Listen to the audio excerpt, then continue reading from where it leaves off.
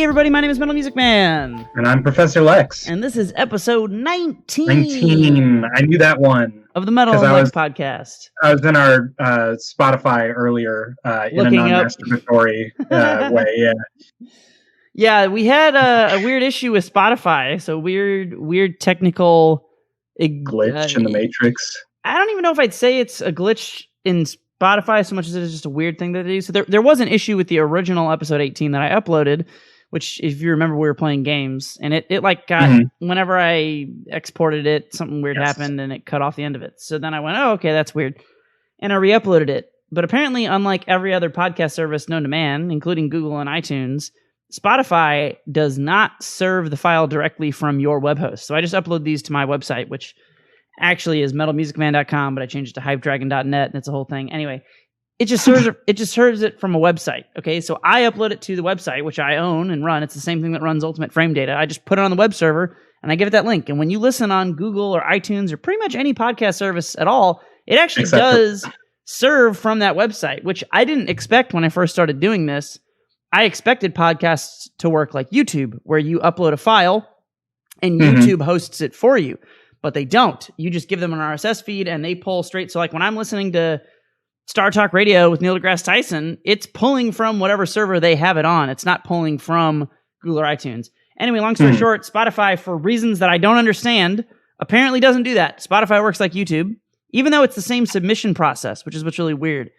Like you submit the RSS feed to Spotify the exact same way you submit an RSS feed to Google or YouTube or Google or iTunes. It's just that apparently Spotify, once it gets the RSS feed, it downloads that file and it just puts it on the server, on the Spotify server, and then serves it. So since there was an error with that and I updated it on my end, Spotify was like, well, it has the same file name. I'm not going to I've already seen that. I've already got 18. It. I don't have to rewatch it. I'm not re-downloading it. 2 minutes is good. Yeah, so I had to like rename episode 18 to episode 18 V2, and then Spotify finally saw it, which took like 15 minutes for it to update. So yeah, Spotify's weird. Yeah, anyway. Weird technical things. What a boring thing to start the podcast with. I'm so sorry. Let's talk about some butts real quick before we get into things. Do you have butt updates? Well, you've got that knowing smile, like a butt. There's nothing good. There's nothing good per se. I mean, there's in this world, or yes. The world is a thorn. I actually told someone at my work the other day was complaining to me about COVID. I work for a school, and it's terrifying because schools are going to open and we're all going to die, and it's going to be horrible. You'll die.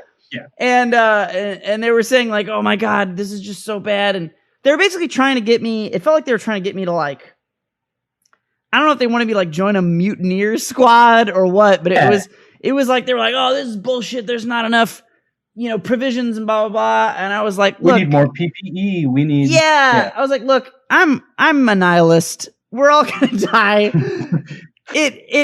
We shouldn't open, but I don't think there's anything you can do with, you can give all the masks and the cleaning supplies and everything out in the world, and you could have everyone sit there and tell you they're doing everything the best they can, but they don't. People are idiots. They're going to sneeze. They're going to poop on the floor. I'm going to poop on the floor. Everybody's going to poop on the floor at some point. Somebody's going to do something. They're going to do something, or they're going to get bored.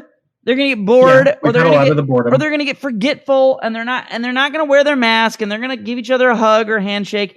The only thing you can do is close it down. As soon as you can't trust people. So anyway, when you're saying, there's nothing in the world, that's basically what I told my coworker, and they just like looked at me in shock and awe, and I was like, yeah, nothing we do matters, but if nothing we do matters, all that matters is what we do, because that's all there is. There's a quote from Angel that's the best quote of all time. Hell yeah. That's a quote I live my life by, actually. Obviously. There's a yes, obviously. There's an episode of The Daily Show from like a million years ago. Do you remember that show with Jon Stewart before it was Jon Trevor Stewart. Noah? Mm-hmm. And there's like some episode of that where I don't remember what the political topic was. It was something, I think there were like riots in Russia over something or something. It was I don't remember. It was some vague thing. But they were talking about this topic and how like horrible, like I'm making this issue up, but it was some issue vaguely like this, where it was like how horrible Jon Stewart was like, the Russian government's so horrible. They're treating their citizens so horribly. There's all these things. Here's here's a video interview we did of this lady in Russia that really sums things up nicely. And it's this like old 80-year-old woman.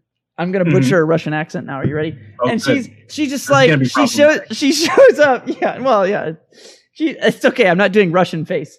So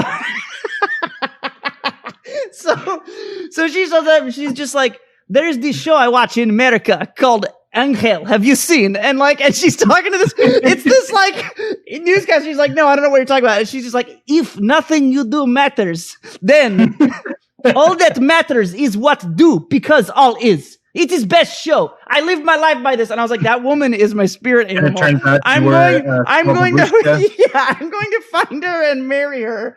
That is the best shit of life, dude. Okay, so anyway. You follow your dream. Yeah, tell me about it. Yeah, butt things.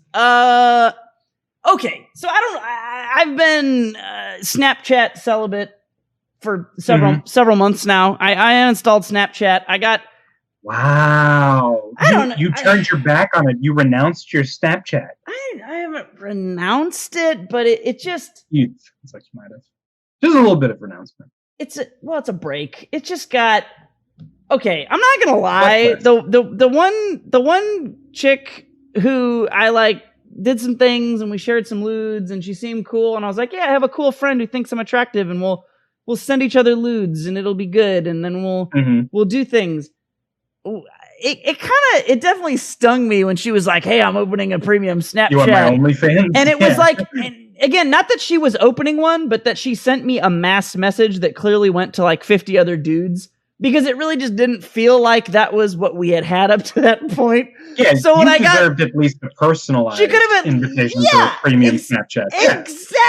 Exactly. And so I was like, oh, that hurts. And then Bigot Chick, finally, this is the other update. This has gone back several podcasts. Bigot Chick finally messaged me. This is like a month or more ago at this point. I just haven't brought it up. Been holding out on us. Yeah.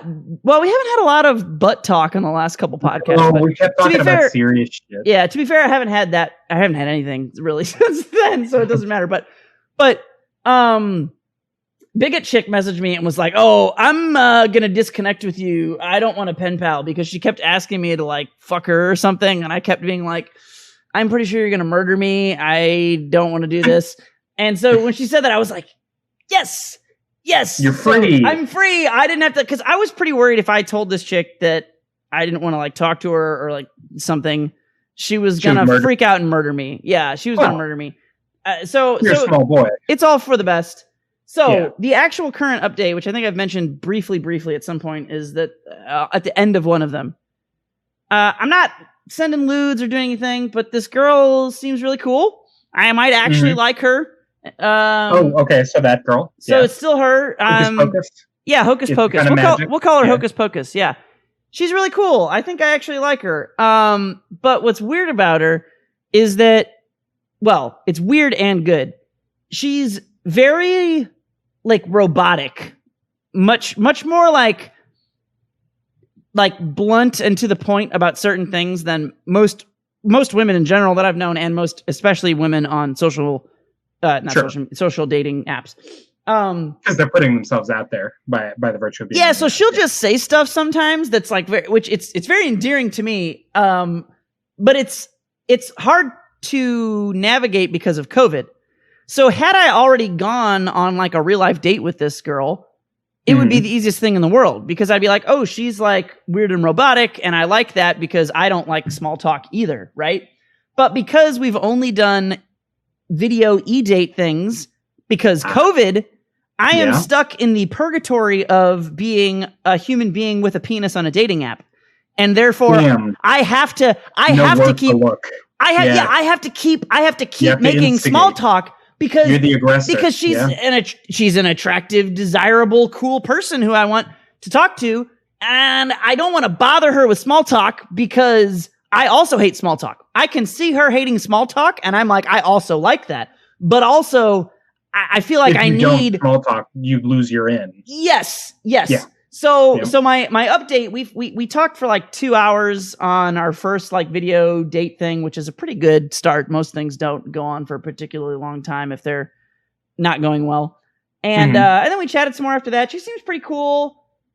She's got we have a lot of like similar dating history stuff, and like I said, I don't know. She's got a very dry, almost sort of mean sarcasm sense of humor that's pretty interesting. And so that's cool, and I like it. But what will happen because of all of the things that I've just described is that I will message her something, and she'll message me back, and we'll get in like a message sequence. And I'm like, yeah, we're talking, we're chatting. Like sometimes you message someone and they're busy and they message you back later. And then other times you're clearly both on at the same time, and you're both like message, back, you know, back and forth. And so that'll happen. And then she'll just send me a message and the conversation will just die. And I can't tell if it's because she wants it to die, but she's still interested. If she wants it to die, but she's maybe a little bit annoyed and not interested. Yeah. Or maybe that's just normal weird awkwardness and I'm overthinking it. It could be any one of those three, right? So the story that I'm about to tell you that is funny to me is I was talking to her yesterday when I played some Smash with Hylian yesterday after work. Nice. And I was talking to her via text, like in between some of the games. And I was like, hey, I canceled on my trip this weekend, which is now to California because COVID is a motherfucker and COVID sucks. So I am conveniently free this weekend. Do you want to watch Hocus Pocus? Because we still haven't fucking watched We still haven't watched Hocus Pocus, which is a thing we keep trying to do for reasons. I don't know. It's a great movie from the 90s with Bette Midler, and you should watch it. It's horrible, but amazing. It's amazing. It's phenomenal. Yeah. Yeah. It's amazing. So, so I was like, and I was like, do you want to come over to my place or I'll go over to yours? Because we've had like the 2 video dates and it's COVID and it's really weird to meet someone at their place. That's normally like the number one rule of online dating is like, nobody wants to do that. Don't invite anyone to your place until you've met them in a public place. But COVID turns everything upside down and nothing makes sense. Yeah. So now you just invite people over, right?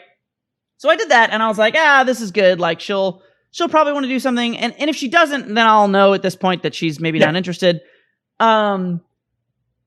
So she responds back pretty quickly, and she was like, her first thing was like, can we do next weekend? Because I'm super busy this weekend.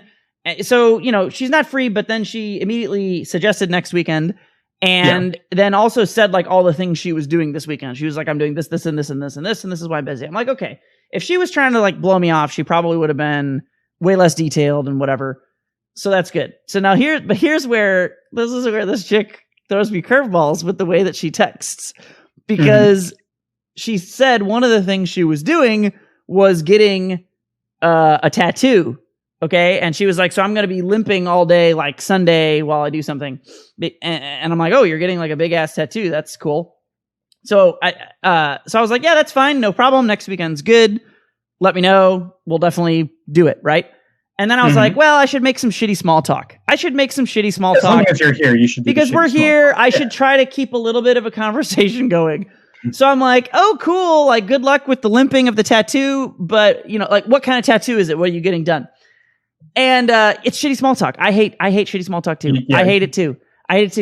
So she responds back. She just says, it's more of like an ongoing project, period. Nice. That's it. That's not nice. That's not nice. That's not nice at all. That immediately made Larry David. If you'd been Larry David, she would have said, I don't see how it's any of your business. Yeah, oh, okay. Like hung up. So it could have been worse. You're not wrong. Yeah. But I was just like, man, like that's like a shoot down. So I'm like, okay, first, but this is the complicated part of dealing with COVID and the usual like dating protocol, right? Because again, normally I would have already been on a date with this person and I would probably already be at such a point that I wouldn't feel the need to make small talk because we would have either hit it off and done well or we wouldn't have. But because I'm in small talk purgatory because we've only done, goddamn these gnats. Dude, I've killed 4 fucking gnats today and I'm going to kill like 6 more during this podcast. It is the gnat apocalypse. So I apologize if I interrupt myself by swatting at gnats, but they're eating me alive. Anyway, so just before you get back on track, you can't hear my cat screaming outside my door, can you? I haven't yet.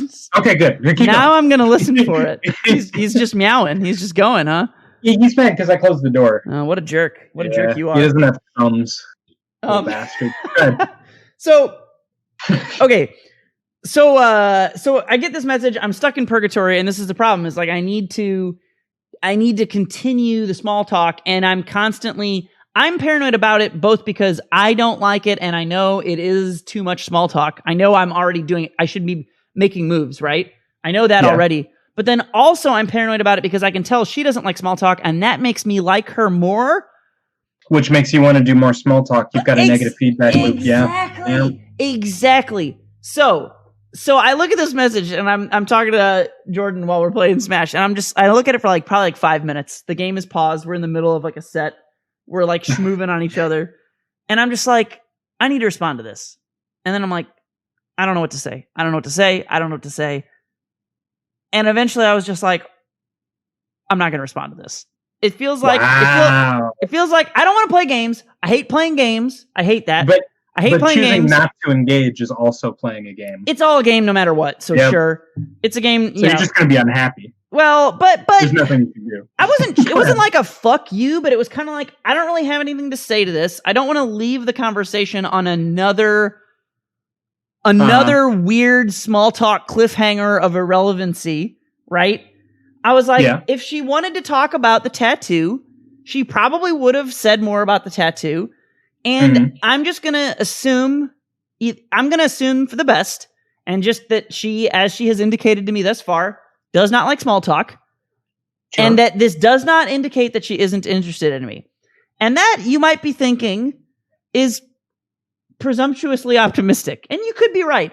It could be that it is the opposite. For you. Maybe, for me.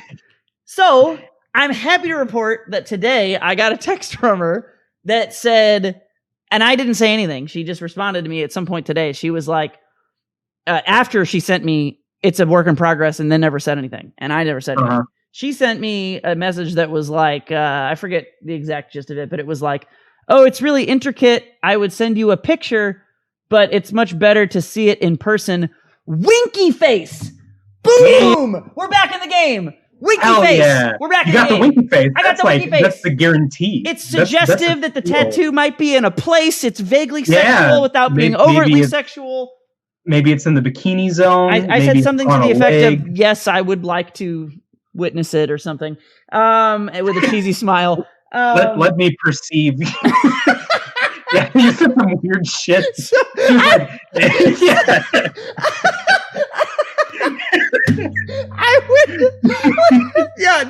Sorry. My exact response was, I would love to drink in your ink with my eye mouths.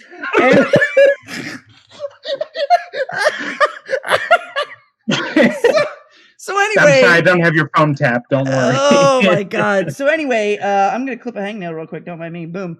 Nice. Yeah, that was quick. So yeah, I don't know. We'll see. She's busy this weekend. I'm just gonna not message her. That's a good, solid interaction. I'm gonna give her some time. I'll message her maybe Sunday or Monday or sometime next week because I know she's busy. And hopefully, I'll get to hang out with her next weekend. I just want to know where the tattoo is and what it's of. I'm guessing it's like on her leg. Yeah, what's your theory? You think leg? I'm guessing it's on her leg because one of her profile pictures on Tinder before we swapped over to phone texting was some sort of stick-up shirt, see-through with the bra type outfit thing. So you feel like if it were about the chest. And there was like a considerable amount of midriff and arms, and there were no tats there. So unless... And when we've chatted, she's had short sleeves, and there's still nothing. So I feel like it's like on her legs. Okay. I feel like she's got like a cool big leg tattoo somewhere. Yeah, some kind of cool leggy thing. That's a safe bet. My money, as long as we're betting on people, is on the small of her back. You're sneaking up on another gnat. I was, and I ruined it. Okay, my bad. You didn't ruin anything. You're fine. Are you saying you think she has a tramp stamp? No, not a tramp stamp. Just like a work towards the small of her back. It could be like on the side, like a hip tattoo or something. My money was on leg, but you took leg, and so now I have to guess something else. And I think that cleavage would be too obvious. We can both guess. Leg. Okay, then I'll guess the right leg. Okay, there you go. I didn't specify. Well, now I have to take. No, I'm guessing we're both guessing right leg. Right leg it is. So damn. Okay, well, if it's on her left leg, you know what you have to do. Yeah. So anyway, that's my butt updates. I have been basically celibate for buttless. Yeah, I've been buttless for like 2 months now. 3 months. Is that Poor right? Thing. How long has COVID been? Well, I've done things during COVID, but only digital things. I've been but digital's more than none. I've been digitally celibate in addition to actually celibate for the last like 2 months, probably. Yeah. I'm so sorry. Well, no one should have just to do that. Well, it's like I said, it got kind of, I don't know. I'm not saying I'll never go back to the Snapchat, but it got kind of like I was like, I don't know. Too much to maintain. Yeah. Yeah, the horniness just left me at a certain point. Wow, it just evacuated your body. You were free of the horniness. I had my video crazy jerk off threesome fest thing of fun times that it was like the peak of COVID horny. You know, you get on the Snapchat, you do all the things, and I didn't have any regrets about it. But then it was just like after the things fell through, I was like, do I want to like track someone down on Tinder and then get their Snapchat and initiate this? Do I want to send lewds? And I was like, no, I don't. I don't want to send lewds. I don't want to do it. You had extended post-cum clarity. Yeah. I don't feel like that was it because it delayed maybe. Because it was like late onset. Yeah. But so yeah, e-celibacy is the current wave for me. No butt updates, except for a human that I actually like and want to do butt things with. Wow. So yeah, we'll see. Maybe we'll meet. Maybe we'll meet in person, and the chemistry will be horrible, and everything will go horribly. Who knows? Maybe that'll be what happens. But so far, I feel like a video chat is fairly indicative. But the difference is the video chat it has an amount of awkwardness inherent to it, and so that can be a blind spot for any awkwardness that you might have in real life. You know, that's not filled with. You could get a false positive. Yeah. Did you just? I swatted a gnat on my microphone. Yeah. Good. They're everywhere, man. It's horrible. Excuse me. So I ate a bunch of barbecue earlier. No, you're good. I got some Mexican food. It's in a styrofoam container next to me, and I'm not eating it. I'm practicing delayed gratification. This tantric Mexican. Tantric Mexican food edging. Yes, that's me right now. I see it over there, and it sees me. You just want to take little nibbles of the enchilada. Just a little bit of for rice. Like 3 hours. Yeah. And then finally you'll eat the entire plate of enchiladas in one bite. Entire burrito into my mouth. They call it enchilada edging. Yes. Enchilada. Anyway. Enchiladas. So I've been sitting on some knowledge for the past week that I haven't shared with you. I've been waiting for to be able to get your reaction on camera. Oh no. So you're familiar with Jeff and how he's been making the climb through the he's been slogging through the archives, our podcast. Yes. My friend Jeff has been listening to us, and we were all very excited because now we've got our own first fan or whatever. Thanks. Well, not our first. We got A2 and Hylian, and there's which, by the way, there aren't a lot of people who listen to this podcast, but I do want to say thank you to all the people who actually keep up with it, because if I was hedging my bets, it would have been that literally no one ever listened to it. But we've got like 4 or 5 people that are listening to every episode, and a couple other people that are kind of coming in from behind. So. Drop in, drop out. I'm shocked. Thank you. I'm glad you enjoy our rambling. Flattered. Yeah. So anyway, your friend Jeff, who listens to this podcast. Thank you, Jeff. Listens to the podcast. Hi, Jeff. He's not the only one who's been listening to the podcast. In fact, Jen, my girlfriend, has been listening to and catching up on the Metal and Lex podcast. I found out on accident. I found out when she was like 13 episodes deep or something, because it was her intention, I found out, to take little snippets and little bits of things that we've said in our podcast and sort of sprinkle them into our conversations and gaslight me for months. That's really funny that you say that, because I forget sometimes, or I don't want to assume that people have listened, and that's happened to me. I was talking to Hylian about some stuff the other day, and I go, "Have I told you this story?" And he goes, "No, but you told it on your podcast." And I was like, "God!" Well, the perils of podcasting. It is now. Yeah. So she was going to dump it all on me at the end. She was going to be gaslighting me for months, and then finally, as a reference to the visual novel episode, she was going to lure me to bed by asking me to put my meats in the sweetest of jams. And there's only one way. That's a really good plan. That's a really good plan. I'm actually a little sad that it didn't come to fruition because that's solid. That would have been hilarious. The sweetest of jams. The sweetest of jams. No, so like we were at the coffee shop and I just happened to be looking at her Spotify and there I was talking about something. Phone snooping. Yeah. Phone I wasn't trying to snoop. It was totally innocent. Innocuous, unintentional snooping. Yep. But snooping nonetheless. I am guilty. Yeah. But that's just to catch you up. All right. She listens. I have to now watch what I say. I have to censor myself. We have to stop talking about all of the orgies that you've been having. Yeah, just the illicit substances I've been consuming and the orgies that I immediately attend afterwards. Does she know yet about how every time you come over and play Smash with me that we're just having sex the whole time? Has she? Yeah. Oh, okay, that's good. That's good. Yeah, it's good that she knows about that. But she said that she shipped us together, so yeah, okay. We already know. Yeah, that's right. Yeah. I'm her dream dad or something. Dream Daddy. That's a reference to another visual novel called Dream Daddy, which I'm still dads dating dads. I'm so confused by. They're not all romance novels. You can't. They can't all be romantic pigeons. No, they can't. You can't tell me that. All right, that's enough masturbatorial throwback callback jokes. Yeah. But as long as we're talking about making choices in visual novels, I guess this is as good a time as any to spring upon our intrepid viewers. The actual topic discussing of the day. It's been what, like 40 minutes? 25 minutes. 25? Yeah. That's pretty. We got 5 more minutes to kill. Pretty standard intro for us. Yeah. So, but go ahead. Wait a minute. This motherfucker. Oh, you gonna sneak up on it? Hang on. Damn it! Ah! No. I was so close. He's on the mic, so if I smack the mic at some point, I'm sorry ahead of time, but like, this is a fucking war at this point, okay? The integrity of the audio quality of this podcast means nothing compared to murdering these fucking invasive shits. I will oust them all. Let me tell you how fucking committed I am. I am staring right now, 1 foot from me, at a spider just chilling on my wall, and I'm letting him hang, bro. He's my spider bro. He's just hanging out so he can fucking eat these things. If he puts a net between my mic arm and my fucking monitor, I'll let him leave it.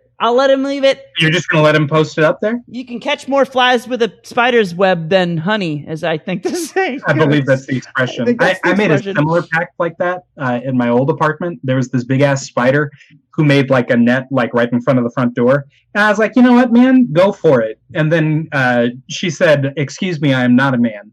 And I was like, oh, pardon me. I didn't mean to misgender you, Mrs. Spider. And then she was like, no, don't worry about it. And then laid a bunch of egg sacs all over. And I was like, nah, you violated the terms and conditions. I said you could be here. You could eat the flies. I can tolerate a woman as long as she doesn't lay her spawn in my presence. All right? No, I signed up for one spider. I didn't sign up for an army. Filthy females and their reproductive egg sac. It's disgusting. So anyway, that's another. So that'll be another great clip for canceling me. Take completely out of context. Yeah, that'll be another great one. So today's topic, besides me swatting gnats and getting distracted, is quote unquote meaningful choice in video games. So we'll start with just laying the groundwork here. So perhaps you are a simpleton, a plebeian, and you have never played any story-driven RPGs, the BioWares, the CRPGs, the etc.s. Well, not the royal you, Alex. I know you. Me. I know you, Alex. Okay. But so your Mass Effects, your Dragon Age, your shit, I don't know. Those are the only two coming to mind. But yeah, Pillars of Eternity, Icewind Dale, Baldur's Gate, all these games. typically CRPGs or story-driven story-driven RPGs. Damn, almost. Oh no, I got him! Ha! Yes! Right between the fingers. All right, one down, motherfucker. So, they typically have mechanics in them that maybe you, in the simplest form, you will say something to someone and you're like, hey, I don't like female spiders laying eggs. And that person will be like, oh, fuck you, fucking female spider empowerment. Or another person might be like, I fucking hate women spiders. Fuck yeah. And so depending on what you say to the characters in the game, they will have different reactions. I got lost. I lost the thread. I was like, what forum is Will spreading his spiderogeny? I'm on spiderogeny.gov is what I'm on. .gov. Yeah, it's sanctioned by the United States government because we've got the Trump spider in office. Trump spider. So yeah, depending on what you say, they'll obviously have a reaction within that conversation. But then that reaction, coupled with many other things that occur during the game, including other interactions or choices you make, who you let live and die, who you attack, etc., the game will have different outcomes. It might have a similar ending, but different variables will change because of things that you've done. Sure. So that is, I think, the most common sort of player choice, and the main reason for meaningful choice is to kind of enable shit. What's the word? It's not nostalgic. It's not nostalgic. It's sentiment. To enable a sentimental value to be ascribed to what has occurred for the player.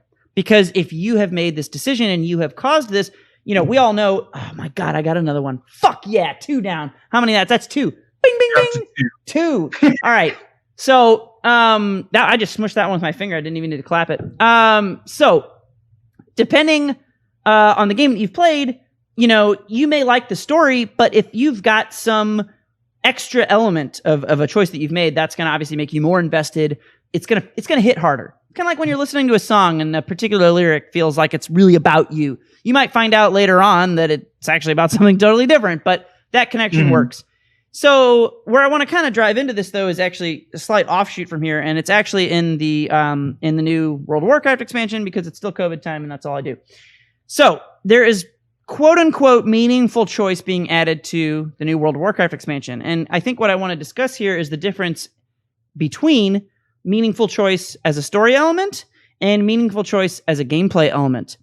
And meaningful choice as a gameplay element is easier in story games. Because in a story game, if you decide that you want to be a swashbuckling pirate and have a pistol and a scimitar, okay? Mm-hmm. Like a pirate. That's meaningful to you because that's what your character's about, and you're playing the game for the purpose of experiencing the story, being the character, making those decisions in that universe. You're less concerned with the fact, even if you might even know that swashbuckling pirate is the worst thing you could do in the game. Mm-hmm. Every other thing you could do is better than being a swashbuckling pirate. Even if you're a pirate, double pistol pirate or double sword pirate is always better than what you want to play with pistol and sword pirate. But you don't care. You want to be a pistol sword pirate. And that's a meaningful choice because you decided that. You connected that character. It influences how you interact with the world. And you're willing to accept some of those negatives in gameplay because ultimately it's a story-driven experience that you're just playing by yourself. Mm-hmm. What's interesting that they're adding into this new WoW expansion is there are these things called covenants, and there's 4 of them, and there's like vampires and fluffy fairies and weird Jesus birds and guys that... Are these the official class titles? No, but they're really close. And then zombies. So it's Vampire Covenant, fairies, fluffy guys, Jesus birds, and zombies. Yeah. Basically. So there's these 4 covenants, okay? And depending on... So you go through as you play the game, apparently when you're leveling, this is new, it's coming out, which is why there's like a lot of hoopla about this, because A, it's new, B, people think... They have very polar thoughts on it, which is what I'm about to dive into. So You play through, you level. As you level, you go through each of the covenants and experience what they're about. And then at a certain point, when you hit max level, you've got to be like, these are my boys. You've got to pick your covenant. Okay? And the covenants give you different passive abilities, different active abilities, and they're pretty crazy. Like vampires give you the ability to like teleport a short distance, which is really crazy because a lot of classes have no mobility options. So if you're a class that has no mobility options, you're pretty intrigued by the vampire guy because you get to teleport now. And that's something that normally you would never be able to do in a million years. So that's suddenly really good. But then there's also other abilities that you get per class. So like if you're a paladin and you have the ability to like throw your shield at someone like Captain America, one of the covenants gives you some ability that whenever you throw your shield, you throw 5 fucking shields and it goes fucking ape shit and shields fly everywhere. And you're like, that's really crazy good. And then there's other covenant abilities like you can turn into a cute fox if you pick the fairy guys. Hold on. So I think I found my covenants. So what's problematic about this is not so much even that you have to pick one, but also that you are required to invest a lot of time into the one that you pick. And if you decide to swap, you have to erase all of that invested time and build up to the other covenant. And then if you decide you don't like that, when you want to go back, you've got to build back up to the main one again. So this is the meat and bones of what I'm getting to, because I honestly don't know. I don't think I hate the idea of it, to be perfectly honest, because I actually like the idea of committing to your character in WoW. It's something that the game hasn't had for a really long time. You pick your character. The way that the game is now, it used to be like you had to spend all this gold to change your spec. So like if you were a healing shaman, you had to spend all this gold and material and do this big rigmarole to change yourself over to a melee damage shaman or a long-range caster magic shaman of the 3 types of shaman. So it was like you had some identity. Why are you a healer? Well, I've been a healer. I've put all this time into healer. All of my gear is healers. You know, so the way the game is now isn't that way. And I like that, but it has downsides too. So the upshot is when I play my Paladin has a tank, a melee damage dealer, and a healer spec. I can play basically every role, as one character. That's appealing. But it's also kind of like, I don't know, I do kind of miss when like I played, my healer shaman, and that's what I was. Or when I played my rogue, and I was a subtlety rogue. There were other people who were assassin rogues and combat rogues, but I was a subtlety rogue. And specifically, I used a specific set of skills as a subtlety rogue that even was different than some other subtlety rogues might use. So it gave you that like connection, right? To your character, to the game world, how you experienced things. But the problem with that, as we are going to see, is that you can also have huge issues with the balance of the game. And Blizzard is notoriously fucking horrible at balance. So on the one hand, I really love the idea of being like, I really like the fluffy fucking fairy people, and I want to pick them. But on the other side, fucking sexy vampire dude lets you teleport. So who's not going to be sexy vampire dude? And then the problem... People want to be foxes. Sure, but then the problem is like you're going to feel obligated and blah, blah, blah. So I feel like in an ideal world, it would be really nice if Blizzard made all of the abilities overpowered so that you really could choose based on what aesthetics you liked, what storyline stuff you liked. If they were all just bullshit, maybe they're a little different, but you get some bullshit. But the problem is flavors of bullshit, but it's always bullshit. And it's not even that there's like, it's not like we're not talking like one power is evil Ryu and the other power is Oni. We're not talking about that. We're not even talking about one power is evil Ryu and the other power is Dan. We're talking about one power from a covenant is the ability to download the DLC that lets you play evil Ryu. And the other power from the other covenant is the ability to download the DLC that gives you color number 14 for one character. Like, there's that much... There's a clearly better choice. Yes, there is that much disparity. And Blizzard's like, don't worry, guys. We're going to balance them. And it's like now nobody trusts we just moved like 3 weeks ago into beta from alpha for the new expansion. And Blizzard's still like, we really want your feedback. We're listening. Also, we can't make any major changes because we're in beta now. And we're just like, as a community, everyone's like, fucking what? Like, dude. See, this is gaslighting. Yeah, I know. Yeah, exactly. We're here. We're listening. Your opinions are valid. We won't act on them. We don't really care.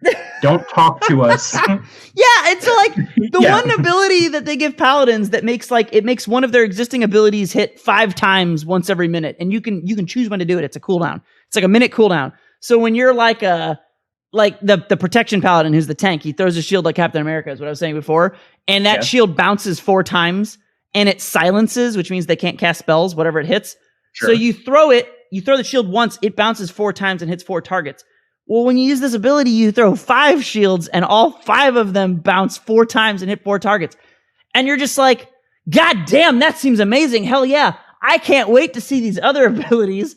And then the next ability is like, it's like the thing it's like the thing that you already do that puts some fire on the ground. It's like a bigger fire, and it looks red because the vampire guys made you unholy, even though you're a paladin.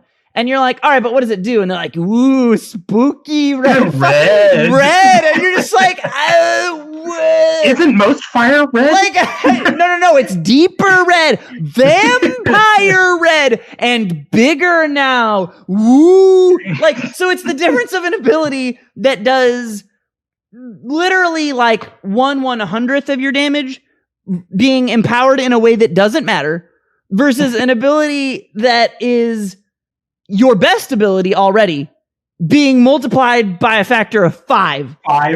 Yeah. And you're just like, there's no choice. So what I want to kind of end at least here before you can jump in. I'll jump in. Is it's not so much like clearly that isn't a meaningful choice, right? Clearly it's not at this point. It's not meaningful because it's imbalanced. There is a right choice. There's a right answer. Yeah. There's a right answer. And you could have this exact situation in a single player game and it would probably be okay. Because in a single player game, you can change the difficulty, you can play the game however you want, but you don't have that luxury in a multiplayer game. Because everyone's playing. And so what that has turned the discourse into is that no system like this can ever work. And that's where I don't know if I'm just a lofty, head in the clouds optimist. I'm not. Yeah, that's you. I'm the opposite of that. 100%. But on this particular subject, maybe I am. I don't know. But it feels like that can't be right to me. Surely there is a way. I'm not saying it's clearly going to be somewhat imbalanced, right? As soon as you have like very different options, but World of Warcraft is inherently an asymmetrical game. The power is not symmetrical. There's so many different classes and races and gear sets and specs and different things. There is no way for the game to be perfectly 1-to-1 balanced. It just can't be that way. So I feel like within that realm of admission, it doesn't seem unreasonable to me that they could make everything as good as throw your shield 5 times and make nothing as bad as your fire is now red and spooky. But like, there's a lot of numbers that you can tweak. I've heard that there are several numbers in World of Warcraft. But that's where it's hard because it's just like, how can you trust Blizzard? Because the thing is they don't think or they don't say that is the case, right? They don't come out and say that it's spooky. They say fire damage on the ground is twice as big and does 50% more damage. And you go, okay, but my fire damage on the ground is already like as big as it needs to be generally. Bigger is fine. That's cool.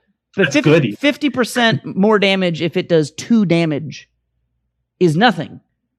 That's 3. Meanwhile, Shieldy Throw does like 50,000 damage and you're multiplying it by 5. So like, they don't acknowledge that. And so it's like, I do think they could do it, but can they do it in this time frame? I don't know. So anyway, that's meaningful choice in World of Warcraft as contrasted to single player games. What are your meaningful choices, Lex? Okay, so I was brainstorming this when I several weeks ago when we planned this episode, and I collected all of my documents and research. But I should explain that in joke and not just leave it in the air. You should explain that joke and not just leave it in the air. I think you should. I think you should. We come up with all of our episode ideas sometime between Thursday and now. Yes. Now being halfway into the podcast. And adorable as she is, Lex's primary butt partner, Jin, who we were talking about earlier in the podcast, was shocked to find out that we weren't like 2 weeks prepared, and was apparently impressed by our goodness or something. Yeah. Oh, because we seem like we're so put together. We're so able to keep on track. We seem very professional. It's because of all of the documents that I keep referring to. All of my. So anyway, dear listeners. So I misunderstood the prompt. I thought we were going to talk about a different aspect of it. Oh, don't worry, it still relates. Well, if it's about meaningful choice, I think it relates. It is. Yeah. This can be a broad topic. So you were talking about how one of those is Captain America Shield / times 5, and the other one is just like nothing. It's like your 2A is twice as long or whatever. Yeah. That's a case where there's like one clearly right answer and one clearly wrong answer. Grooves, and right? They're grooves. Yeah. There's one groove, there's one groove. Yeah. CBS. A groove is just better. S groove kind of sucks. And then the one groove is good if you're new, and that's it. And they're it's not really a choice. It's really not they give you 3 choices, but they're not a choice. Only pick S groove. Yeah. So I was thinking of this all in terms of single player games, and in Golden Sun, the beginning 20 minutes of the game, the bad guys show up and horrible things happen, and then you talk to the local priest, and he's like, "Are you guys? Oh wow, the bad guys came. Do you want to help out, or do you just want to not? Can we trust on you to help us do the thing, or no?" And if you say yes, then the game continues as normal and you go fight the bad guys and the game is 30 hours long or whatever. Or if you say no, the credits roll. You've told me that. It's amazing. It feels so good. Do you have agency? I don't know. I have to hijack this to sell you more on Pillars of Eternity, because I can't tell you. I actually have a lot of examples about Pillars of Eternity that I wanted to bring up for this particular subject, but I'm saving them for the day that you never actually play it. It won't happen. Oh, it won't happen. But Steins Gate, and I'm one up on you. You have no legs to stand on. I'm one up on you. I don't want to hear shit. I don't want to hear shit. No, I'm saying you've got these games over me. I can't complain. Yeah, right. I'll play. Right. I'm indebted. So yeah. You're behind the 8 ball. So but anyway, they have a similar thing like what you're just describing in the second one, where one of the gods in the game is Bareth, and Bareth is the god of they call it the wheel, is the main religious existential mechanism of the world. The wheel is it's a giant turning wheel of souls, and you're a soul in the cog of the wheel, and it churns, and you live and you die according to this cycle as the wheel turns, right? And you're reborn, and your soul's reborn into a new body, and it's this whole God, I fucking love this game. Anyway, at the beginning of the second one, Bareth resurrects your soul after the first game, and you're like, did I die? And she's like, well, not really, but sort of. Your soul's you could be deader. Your soul's special. Remember, I talked to you in the first game. You got to do stuff for me. And in the first game, Bareth is a god and someone that you are aware of and have things with. But in the second game, it's Bareth is like, sup, I'm here right at the beginning talking to you, and you're like, oh shit. Okay. And Bareth is like, fucking go pick your body and go back down to the fucking planes of existence and do this thing I need you to do because I'm a god. Fucking suck my dick. And one of your options is fuck you. I'll take my chance at the wheel. You're a fucking piece of shit. I fucking hate you. I'm not doing this shit. And so just fucking send me to the wheel and I'll take my chances. And then the text that you get is just you awaken and the breeze is in there. You're terrified. You are very hungry. You jump from the tree anyway, you're a squirrel.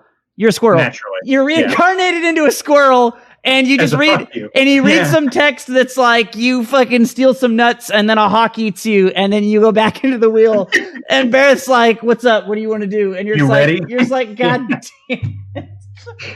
So I think that's kind of a trope, but it's charming every time. Well, it is a trope and it is charming. But what I was addressing was like, is it meaningful choice because there's a right answer and a wrong answer? I guess technically, because you do have the option to say no. And if you were stupid, you could be like, well, I've finished the game. The credits did roll. Yeah. Yeah. So I guess that's one thing. But like the big thing that I was diving in on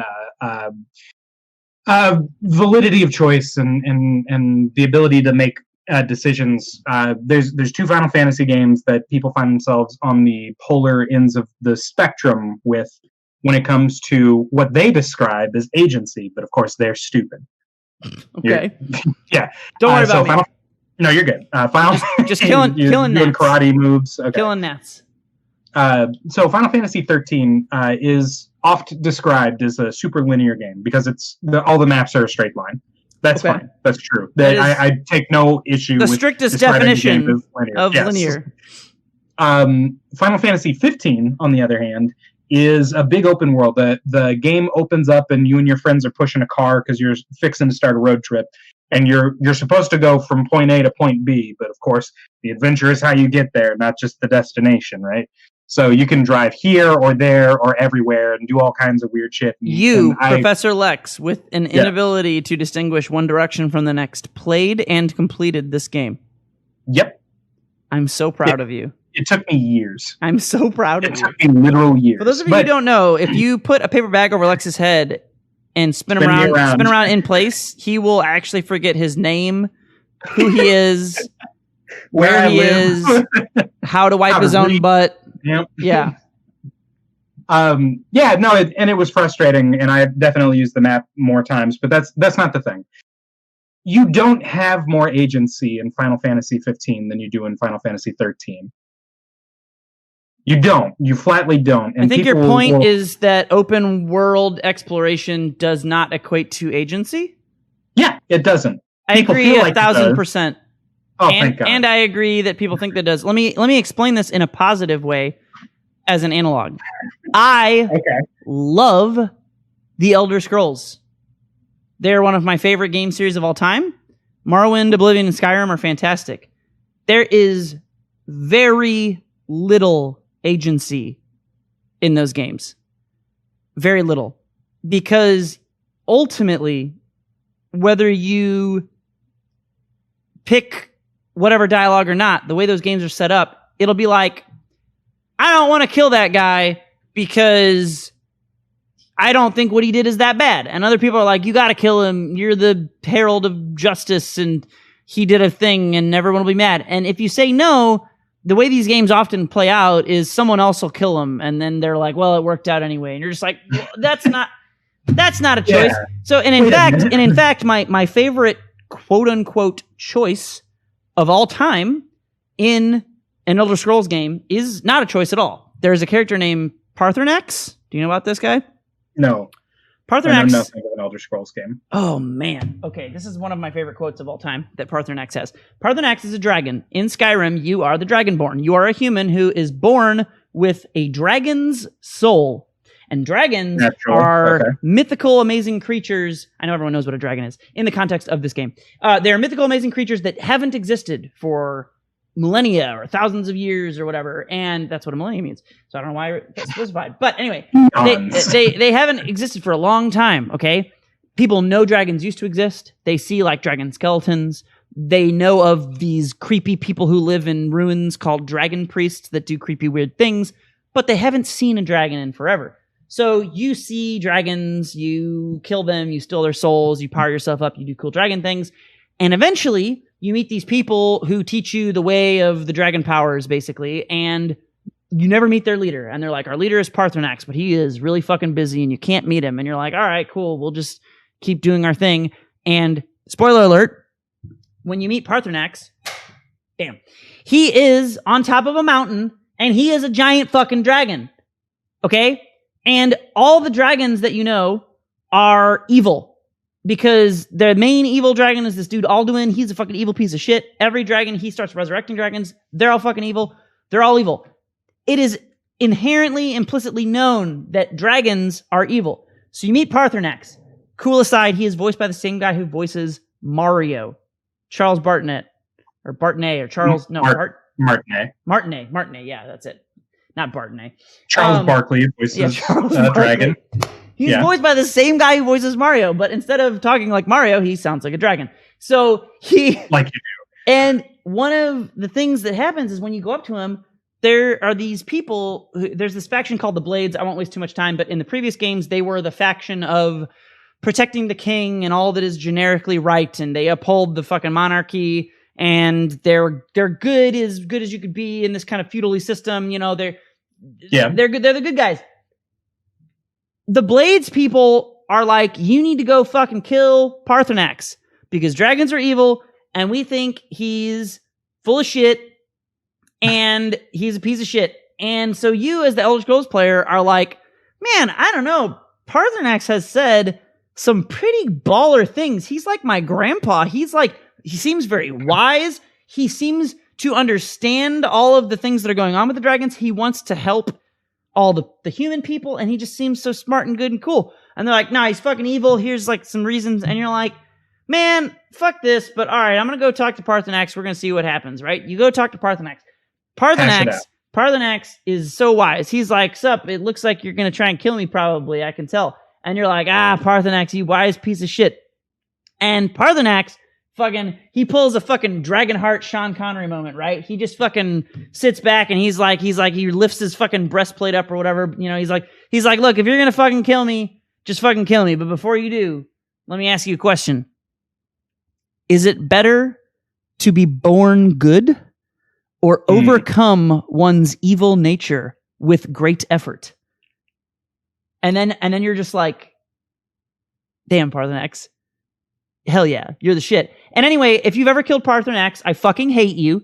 And the only way to not kill Parthenax, there is no choice, because I like fought him to see if he would like back off I'm like, what is it? I don't want to kill him, but you can't make progress on the quest if you don't kill him. The quest is just kill Parthenax. And you're like, fuck you, Blaze. I just want an answer that says no, but the only thing you can do is just never turn in that quest. But I have never turned in that quest on any character, because Parthenax is the shit and killing him serves no fucking purpose. Fuck you, Blades. So that's meaningful choice in the Elder Scrolls games, and they are very open world. And circling back to your point of, I do agree with there can be and cannot be meaningful choice and player agency with and without linear or open world games. I think they are completely separate things, and a linear game does not mean you have less choice. Agency. A linear game does not mean you have less choice. And an open sandbox game does not mean you have more choice. They're unrelated. I agree. But so for me, the difference is the only time that you get like that sense of agency or knowing that your decision meant something, when you're playing Final Fantasy 15 and they say, please kill a giant man or a giant monster so that I can make burgers out of him. That's your options. More or less. Sure. Yeah. Okay. I'm paraphrasing, but not much.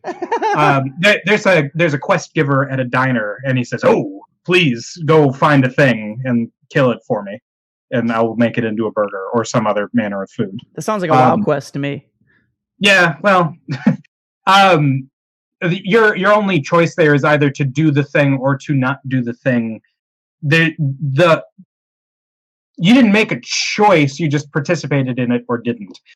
For me, the only way that you can make a choice or have agency is if by doing something you necessarily are giving something else up. When you are playing those CRPGs, your Mass Effect, your whatever, and they say like you're messing around with the Geth and Legion and Tally, and they say, hey, you need to pick one of us and the other one will die. That's a real choice that you made, because when you decide to save Tally, then Legion dies and you feel horrible. Or you can back Legion and then Tally dies and you feel horrible. Or you can have done all of the quest things earlier to set up so that they can both coexist. And that is all like wonderful, real decisions that you made because it had an impact in the story, and you necessarily gave stuff up at every step of the way, regardless of which direction you pick. I'm going to agree and disagree immediately with. So I disagree with the fact that it needs to have like a consequence, but I will agree with what you just said, which is that it has an impact on the story. And quite often, the things that have an impact on a story do have a consequence, but not necessarily. It could be a choice that is as simple as saying, what race are you? and that has a consequence of being like, well, I'm an orc, therefore people are weirdly racist to me because orc things, you know. So I guess you could argue the consequence of that is, but it's not like you're not direct. Racism. Yeah, he is but you're not. There's no consequences when you're a character select. You just pick your race and then you do great. Yeah, why the fuck didn't you roll a white dude? What the hell's wrong with you? But I mean, like, that's a different kind of consequence than, like, one is like a cosmetic thing that affects things. I don't think every choice has to be a consequence of, like, this person lives or dies, or this person hates you, this person loves you. You don't need huge stakes, but you do need a consequence. A stake, yeah. Well, I guess so. Yeah. So in the Walking Dead games, have you played those? No. Okay, they're good. Play the first one. Just do that, and you'll be fine. The very first Walking Dead game, you make a bunch of choices. Number 3. Do what? I got number 3. Please continue. Oh, nice. You're up to 3. You make a great many choices, and some of them necessarily cause forks in the road. The game starts and ends more or less the exact same way, but you get to make a handful of things that impact the world choices along the way, and a lot of decisions that don't impact the world, where you can choose to say, like, fuck you or fuck me or ... instead of anything. And, like, those don't necessarily serve any impactful purpose insofar as, like, changing the outcome of the game. But it does help endear you to the character or make you feel like you're Lee. You're the one who's saying these things. Yes. And it's not a meaningful choice, but it has meaning to you, meaning sentiment that you brought to it. I mentioned sentiment earlier. Yeah, exactly. Yeah. And that's, my favorite, like, CRPGs, they have a lot of that. Exactly, where maybe it doesn't make a bigger impact, but it does mean something to you and what you said. And that it gives you like an investment that later makes you more likely to continue role playing and losing yourself in the story. It's an immersion factor. But to the point of the ones that do have consequences, I think the reason we don't see more games like this, and we're getting into conjecture territory, obviously, but like, I think the reason we don't see more games is because people are little fucking bitches. They're little bitches. Yeah. They can't handle it. One of the main complaints about Pillars 2, and I have to think of a way to say this without spoiling too much, but there's a point where you decide to do a thing at the end of the game, and you have to decide, like, who you're going to do it with amongst all of the potential parties that you could. And somebody's mad that you didn't fuck them because you fucked the other people. Okay? Yeah. That was a crossover from doing the thing into a sex joke. You don't actually fuck them. You can, but that's not what we're talking about. But anyway, a lot of people complained because they were like, I should be able to get, like, the good ending where I do all the things. And it's like, have you not been playing the same game as me? Yeah. Because the whole theme of the game, the entire theme of Pillars 2 specifically, not as much Pillars 1, the main theme of Pillars 2 is that you can't please everybody. It's about diplomacy. It's about making enemies when you make friends, or vice versa. Yeah, and even if you're trying to make the least enemies possible, it might be pretty hard or actually impossible to have maximal good outcomes from that. And there's a lot of balancing of that, and that's awesome. That's fucking awesome. It also means that when you replay as a new character, you get to make different choices based and they have different meaning to what that character does. And, like, but I think a lot of people hate that, dude. They just want they want a game that they're just like, I beat Super Mario Brothers. I hopped on the Goomba, which is fine. Those are very fun games, but, like, you can enjoy yourself. You can't be mad at the game for, like, it's like all I want to read is Goosebumps. Like, okay, like, good for you. We've all been there. I like Goosebumps. It's great. Allstein is my home dog. But come on, man. People, I agree with you. A lot of people really hate the ending to Mass Effect 3. To speak in broad terms, because this is going to spoil the game, but it's also not. To speak in broad terms, the Reapers show up. Spoilers are fine. Yeah. Broad, vague spoilers are. Yeah. So the bad guys, the Reapers, show up every bazillion years, and then they eradicate all but like 2% of life, and then they fuck off for another bazillion years, and then they come back and do it again. And wouldn't you know it, it's about that time for the bad guys to show up, and so the Reapers roll in, and they're like, "We're here to eradicate all of life, and you, Commander Shepard, have decided that it is your job. You're uniquely qualified to help stop the Reapers from eradicating all of life." And so you make all of these choices in the first game, and they're like really impactful. Like, should we commit genocide? And you can either commit genocide or not. Or it's not just let this person die or let that person die. It's like, did I just piss off an entire species of people because they can't have babies anymore? Yeah. And then like you make all of these decisions, and they're so impactful and so meaningful. They have consequences in the game. They have consequences to you as the player. And then you get to the end, and the Reapers roll up, and they're like, "Nah, but fuck you." That was the original ending to the game. You do your best, and at the end, they're like, "Yeah, the Reapers won. I don't know what you were expecting." Yeah, they've been doing this like clockwork for the last bazillion to the 10th power years. I want to tell you so many things about Pillars that I can't. Okay, I'll play your game.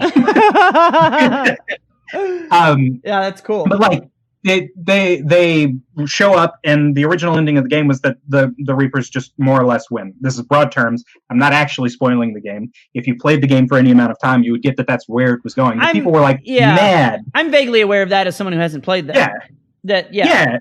So like you can be more or less qualified to do better or worse, but like the original ending was just like, fuck you, the Reapers win. Go to bed. So when you say original, did they release like Baby's Best DLC to give people the ending they wanted? No, they said, "We're fine. We see that some people are upset, and so we've decided that we're going to go back and re-release the ending and give you a different version." Oh, that's so dumb. No. So if you go back and you're like, yes, the developers, they listened to me. Thank you, BioWare. And you replay the game and you get to the end and the Reapers are about to roll up and destroy all of life. You now have the choice, in a manner speaking in a roundabout way, of being like, no, and them not listening, or saying no and them kind of listening, but not enough that it would count. So like the good ending to the game is the Reapers roll up, and instead of eradicating all of life, they eradicate all of life, except now you're robots. This is broad terms, so I'm not actually spoiling it. The Reapers still win. I'm angry that they, as the developers, added that, though. That seems like it tarnishes the integrity of that story. It seems like it would be a cave, but yeah. I think it was almost like a second bigger middle finger behind the first one, where they gave you the vanishing middle finger in the back, because like they're like, yeah, you do get a choice at the end of the game. You can make a difference, and the difference is just like now it's blue. You're still fucked. You're still fucked. Yeah. Sorry, I understand you don't want them to capitulate to terrorist demands, but they did it in a way. There's so many people that like enjoy bad stories. I just don't. Oh god damn this! There's one big gnat left, I feel like, and he is just getting real ballsy. I'm gonna get him. But yeah, there's people that just like, they don't even like good stories, and I just have to wonder. It's like the people who play fighting games and all they do is bitch about how like hard it is, and it's just like, are you even playing the same genre as me? Like, it's a fucking fighting game. Like, if you don't, it's supposed to be. I mean, I don't. And I'm even someone who I think fighting games should be ideally much easier than most quote unquote fighting game people think, right? Sure. And even still, for me, there is a huge set of people that I just don't. I'm like, why do you play the game then? Yeah. Like, if you can't do jab, jab, jab in Street Fighter 4, if you can't do a QCF motion. Yeah, if you can't if you can't do a Dragon Punch motion, fuck off. Now, I agree, like, one frame links are stupid. I have no problem with that being gone. You know, like, that doesn't bother me at all. I don't think they're the worst thing ever either, but like, they're generally not good. Generally, they don't make a game good by having one frame links. Yeah, and you don't make it bad by not having them. And one frame links add a sense of nuance in like Street Fighter 4, where you can do like forward fierce into crouch fierce as Ryu, all right, or you could just do like forward fierce into Tatsu. But that's cheating, because in Street Fighter 4, almost no one frame links actually were one frame links because plinking existed, and in Street Fighter 4, most one frame links, with very few exceptions, were actually two frame links because of plinking. And in my opinion, the hardest any link should be in any game is 2 frames. 2 frames? 2 frames. Okay. 1 frame is stupid. I think there is literally no reason to have a 1 frame link. that being said, again, like if Street Fighter 4 was the exact same game and plinking didn't exist, I would hate it a lot more, even though I love it and think it's so good. Probably. Yeah. But a 2-frame Link, I mean, there's a huge difference. People think like, oh, it's only 1 frame, but I mean, think about it. It's twice as easy. Mm-hmm. Like that's like double. That's a big. Your window is 2 times as big. That is a big difference. Yeah. If someone came to your house and replaced all of your windows with windows twice as big, I think you'd be disappointed. Yeah. At least. I really like it. I like my natural light. If they were twice as small, I'd be disappointed. That would also be bad. There you go. But like, and that's how I felt with the people who were complaining about Mass Effect, because they, like, you played this game this whole time. You knew what it was about. You really should have had time to adjust and make your peace with what was happening. And all they could say was, the ending invalidates all of the decisions that you made. And it's like, yeah, it did, didn't it? But like, that's why those decisions that you made were so important, because if nothing that you do matters, then all that matters is what you do.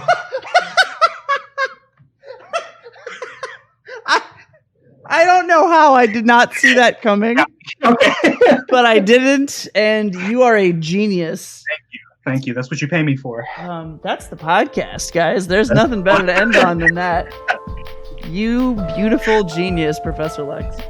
All right, well, I have been MetalMusicMan. And I've been Professor Lex. And we will catch you guys next time. See ya.